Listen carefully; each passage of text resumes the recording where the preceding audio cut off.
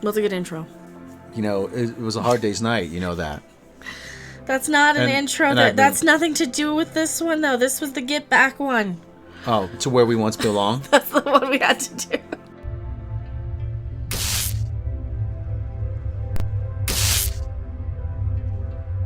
You know, I really dig a pony. Should we be on the rooftop? Yes, we should be. Any discussion of this documentary needs to take place on a rooftop, no matter where we are in the world. I can't accommodate. I have the balcony, but I'm not going to do it. It's dark. Too cold. It's dark and it's cold right now. We watched all 17 hours of this. No, it's seven. It's about 7. I'd say 7. But the original cut that Peter Jackson was working on was 18 hours. We'll watch that one too, probably. And yes, the question was posed to me that, and as I bumped the mic with my hat. That's why you don't lean in. That's why I don't lean in. We were discussing making the audio better. I'm like, well, maybe if he leans in instead of doing us back here and talking over here. Well, I was asked that if the director's cut of 18 hours was released, would I watch it? I said, the question is, why wouldn't I watch it? And how many times would I watch it? I have to review this like I would any reality show. It's a reality show.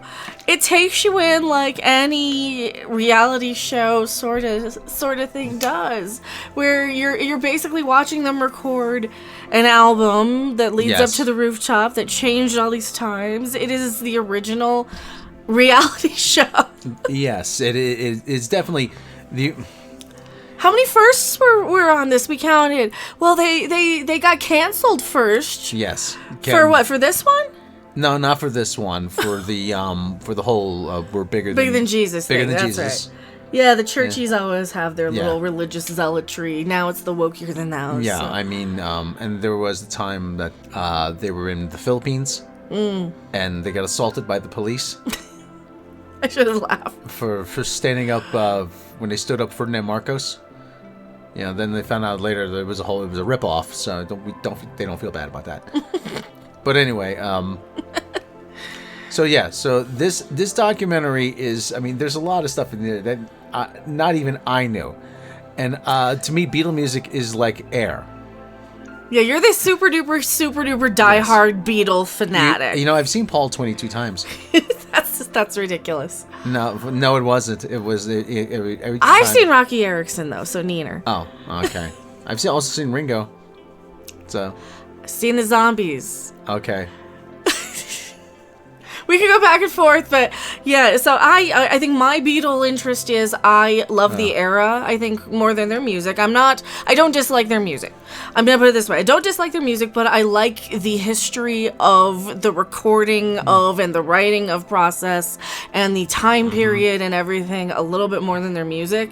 So I'm watching it just from like the same lens that I watched the entire Monterey Pop, the long version, or the entire long version and extra footage of Woodstock. You know, that's how I'm watching this, I want to absorb that era, and as somebody like that for me, I guess, this is something that I would much rather watch than like Dr. Karen, or Doctor Who, any of those other things that we normally watch here, just because I'm kind of a big music geek. So, yeah. And I'm watching this as if the gods had descended from Olympus, reached across time, and spoke to me, to my ear. This ear, namely, because this is probably the only one I could hear out of still after all these years of loud music. I mean, that is, it is really it is a time capsule. Yeah, that's really fascinating. You see what's happening, leading up to everything. You see. And it doesn't paint a dour picture of the band, because for years they didn't want Let It Be released officially because they were afraid it was going to make them look bad. Mm-hmm. And it kind of does make them look a little less. Okay, here's the big thing that you take away from this. Everybody always blamed Yoko for breaking up the Beatles. Kind of, Paul was a little bit of a douche. Paul is Linda was just as much there as Yoko was. So Paul none is of this. Desperately trying to keep the band together. because that's what he knows. That's what he loves. I mean, there's this great shot of him in part 2 where he's sitting there with Ringo, and they're talking about, is John going to come back? And we don't know. And then Paul just kind of slumps in his chair and says, and then there was 2, referring to him and Ringo. Because George had already left. George had already left. He'd been away for a couple days, and they didn't know if George was going to come. And they even said, we'll get Eric Clapton.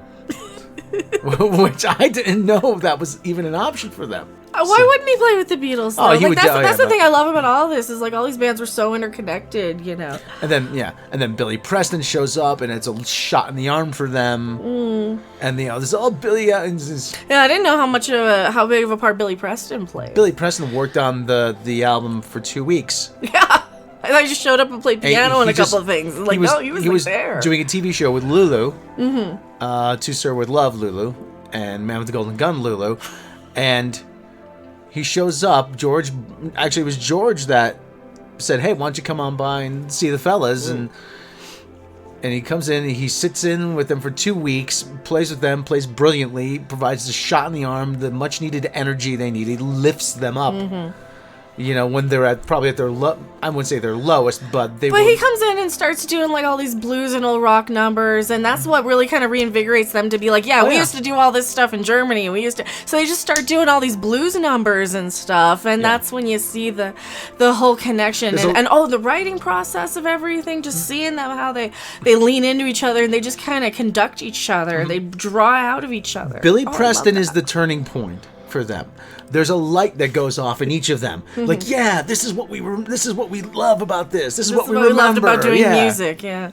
So get a little bit of fresh blood in there. And and the rooftop concert actually is everything leads up to the rooftop concert, and they actually do something great with the rooftop concert. They show you the whole concert in its entirety. They go through multiple shots. They do like what they do with Woodstock, where you've got like stuff going on here at the same time as going up on the stage. So yeah. And actually, they did a lot of this, the same stuff, like Woodstock and Monterey Pops, and in T-Rex's Born to Boogie movie, which Ringo directed. Yes, and so, but it's actually great. And the cops, you actually get to hear what the cops are discussing. We can't have any of this. We've got noise complaints from 30 different people. You know, it was like 2 stuffy old.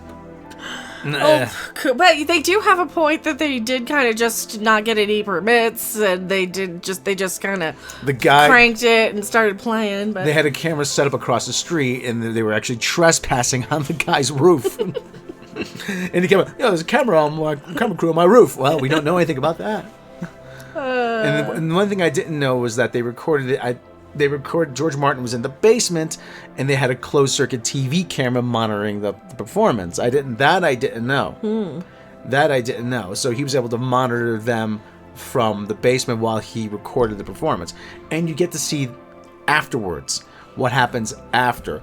And the one thing I didn't know was that in the film Let It Be, you see the studio recordings, and the cat would agree with me that he cat bomb. We got cat bombed. We got kitty bombed right there. You see the studio recordings for songs like Two of Us, Long and Winding Road, and Let It Be, but then they go up on the roof. They actually performed on the roof first, and then came back the next day to finish the record. Which is again. Some people probably know this, but that was one thing I really didn't make the connection, and shame on me for being the super fan that I am.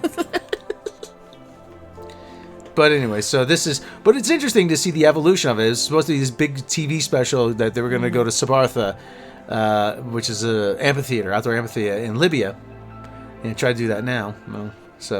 But they were going to hire a ship, and they were going to bring fans with them. But then it's a TV special at Twickenham. Okay, we're going to play on the roof. Then they were supposed to play at Primrose Hill, which is a location in London. Then, we can't do that. We're playing on the roof. Even the rooftop concert was delayed as I knocked over a bottle of water. Yay, they're sealed. They're sealed. Thank you, caps, for being invented. This video brought to you by bottle caps. Video brought to you by bottle caps. You won't spill anything. Yeah. And brought to you by light, so you can see. So anyway, so that was the big thing. You get to see the evolution. I wouldn't call it degradation, but the evolution of from the concept to the actual stage. And that was actually pretty interesting. Michael Lindsay Hogg plays a very integral role in this whole thing as their director. He's the young man you see with the cigar, in the beginning of the film, and yeah, he plays a bigger part than you actually think he originally did. Because he's the director, but he's actually shaping this whole project as they go. And we get to see Mike McCartney, Paul's brother. We get to see Linda Eastman, who just won't shut up. That's the big thing that I took away from it for like the history part is, they all had their wives and girlfriends hanging on them in there. All of them at some point. Yeah. Maureen was there. Patty was there before she skived off with Eric Clapton. But this is actually, even if you're not a Beatle fan, this might be enough to make you become. I think if you're not a Beatles fan yet, but you still like that kind of era of music, it'll open you up to like a new side of them, aside from just kind of whatever you might have heard, whatever you might not have. You might have been like me and just kind of avoided them because you're a hipster too. If you're somebody who really likes the history, likes the kind of rock and roll documentaries. Definitely watch this. Take it in pieces. We watched a couple hours here and there. I don't see it for anybody who's just, a casual sort of moviegoer, though. Yeah. I think you have to kind of either be like a rock and roll sort of, or a 60s era sort of enthusiast. Something like that's the type of person this is for. Well, they're calling this the greatest rock and roll documentary of all time. Yeah. Well, they fought censorship. They're like, yes. We got to talk about this. Do you want to talk about this separately outside the review? We'll talk about it separately outside the review. We'll do another. We'll cut it after the. I give this 6 out of 6 Chewbacca's. From a critic standpoint, is it entertaining on its own?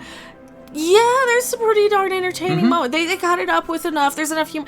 John and Paul just goof off in the studio constantly, and it's kind of hilarious. If you really hate their music and you don't want to hear another version of the song again and again, this was not going to be your movie. But, if you don't like the Beatles, if their songs get on your nerves, probably won't like it. Yeah.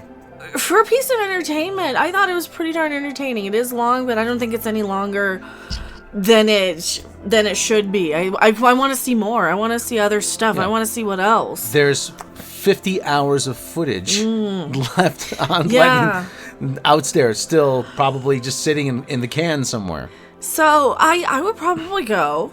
I've been enjoying it way more than Batwoman, Dr. Woke, Star Trek Discovery. That's kind of a low bar. I know that, but then I got to put on is it just me because I'm kind of a music geek sort of person? I will go like 7.5 out of 10 because, and only because I don't think that everybody is going to really be into this. You kind of have to be dedicated to sitting there for 6 hours, going back to the 60s to hear like the same handful of songs. That's fair. Yeah, if you're a super diehard Beatles fan, you're gonna absolutely love it. So, I think they did everything it needed to do. It answered all the questions that I had. It gave a lot of insight. It gave a lot of backstory that people didn't know. I think Peter Jackson did a great job. Oh, Peter Jackson did a phenomenal job. Are you kidding me? Yeah. Holy cow. And like I said, fought censorship. We'll talk about that. So yes, watch it if you like this sort of thing. Don't if you don't. I am Mecca. I am the walrus. And the cat's hiding. Why is he hiding? Because he doesn't. He's shy. See, so that's so broad as the Beatles appeal. It transcends species. Oh, he was sitting there watching it too. Yes. We'll see you guys later. Bye. Bye. Thanks for watching. If you liked it, make sure to hit that like button. And if you want to see more, don't forget to subscribe. See you in the next video. Bye. Back then, I was known as the fifth Beatle. Sure you were, Apu.